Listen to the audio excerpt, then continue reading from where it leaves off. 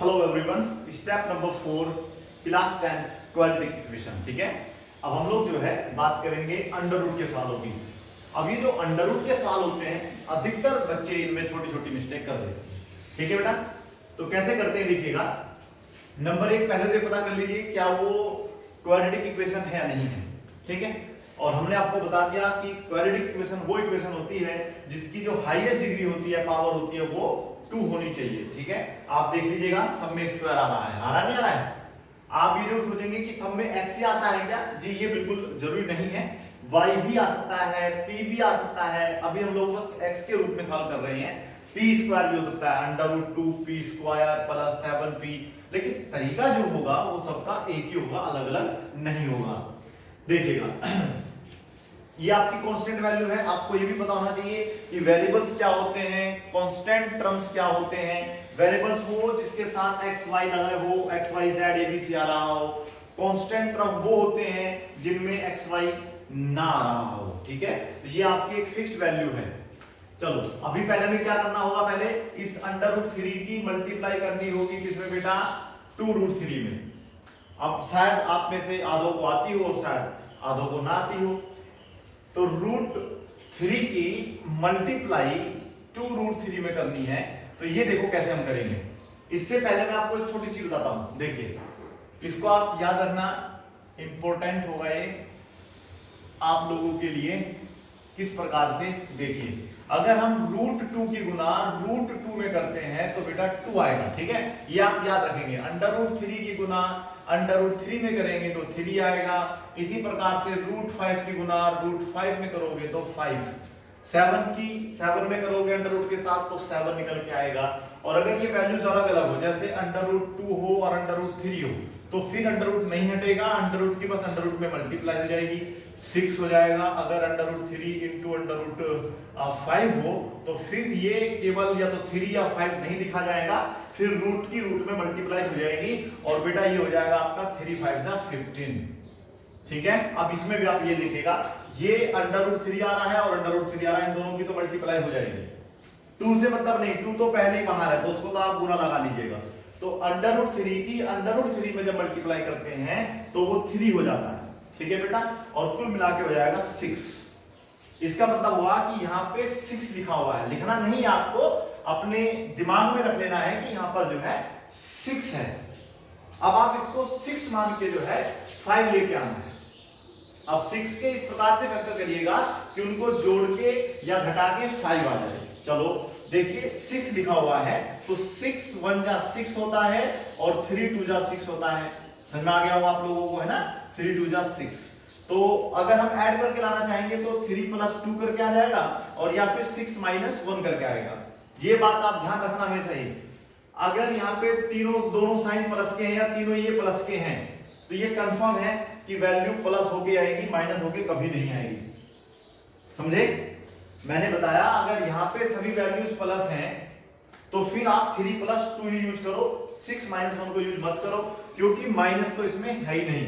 यहाँ पे कोई ना एक चीज, या तो ये वाला या वाला, कोई भी एक चीज अगर माइनस का होगा तो फिर आप लोगों को 6 - 1, क्योंकि 5 दोनों ही प्रकार से आपके पास आ रहा है। आप 3 + 2 करोगे तब भी 5 आ रहा है, 6 - 1 करोगे तब भी 5 आ रहा है।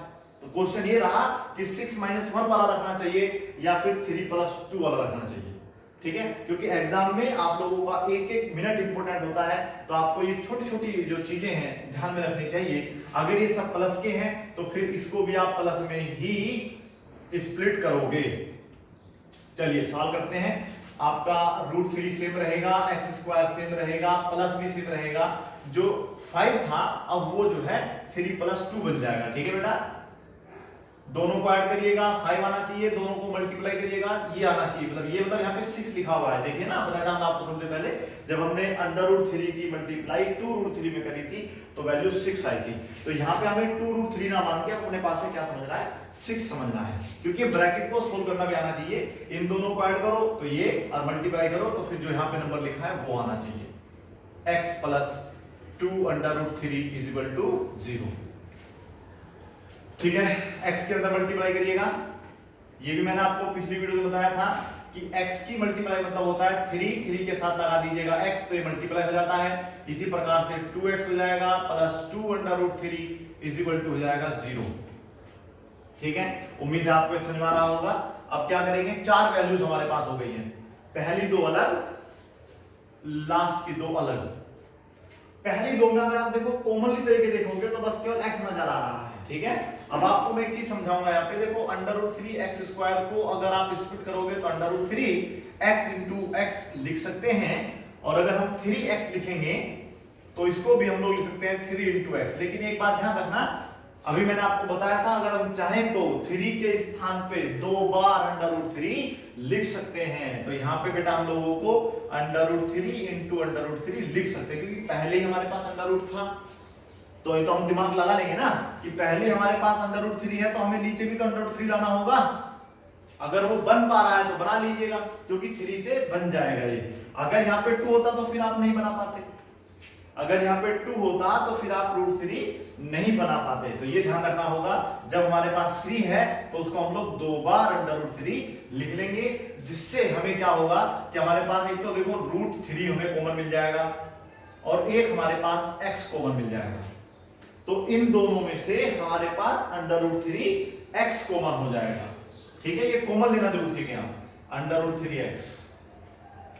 अब आप यहां से देख लीजिएगा √3x बाहर है तो यहाँ पे ऊपर आपके पास x बचेगा, तो यहाँ पे तो आपके पास केवल x बचेगा, प्लस लगाइएगा। और यहाँ पे देखिएगा ये सब बाहर है तो बस केवल क्या बचा था √3, तो √3 बेटा यहाँ आ जाएगा, बस ये सोल्व हो गया।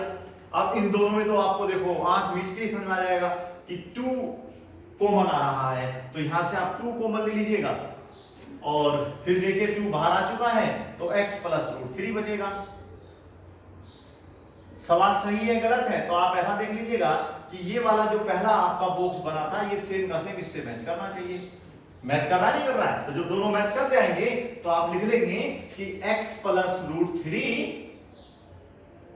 और √3 plus √3x plus 2 is equal to 0। अभी से आप लोगों के रूट्स निकल जाएंगे।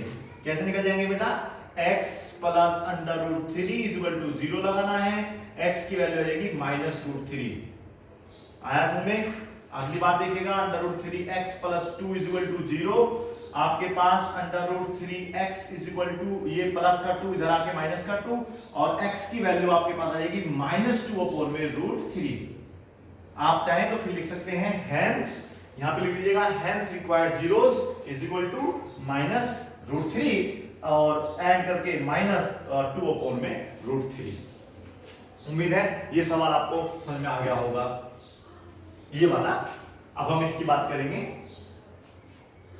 इसमें क्या करना होगा। पहला तरीका तो वही सिंपल तरीका है कि हमें इस √2 की मल्टीप्लाई लास्ट में करनी होगी।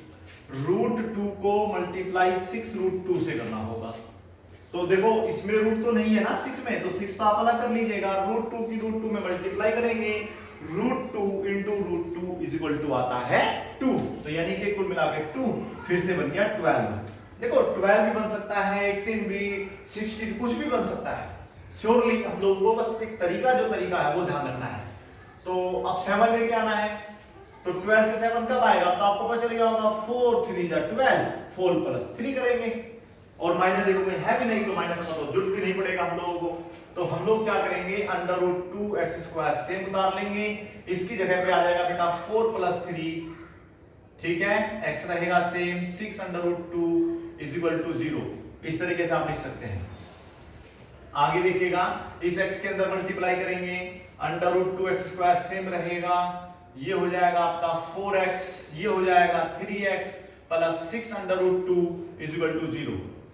ये पहले दो अलग, लास्ट के दो अलग, इन दोनों में से कॉमन लेना आना चाहिए। तो कॉमन कैसे लेते हैं मैंने आपको बताया था, √2x² इज इक्वल टू है हमारे पास √2 के कोई फैक्टर नहीं होते हैं, x को आप 2 बार लिख लोगे।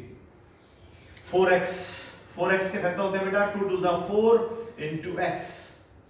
हमने आपको क्या बताया, अगर हमारे पास ऊपर भी √2 हो और नीचे 2 आ रहा हो तो एक इनमें से किन्हीं भी दो को आप 2 बार √2 लिख लो, अभी भी बात सेम पड़ेगी। क्योंकि देखो आप इन दोनों की मल्टीप्लाई करो 2 ही बनेगा, 2 to the 4x 4x से बस हमारे पास जो कॉमन है वो हो जाएगा 2x अंडर रूट में 2x अंडर रूट 2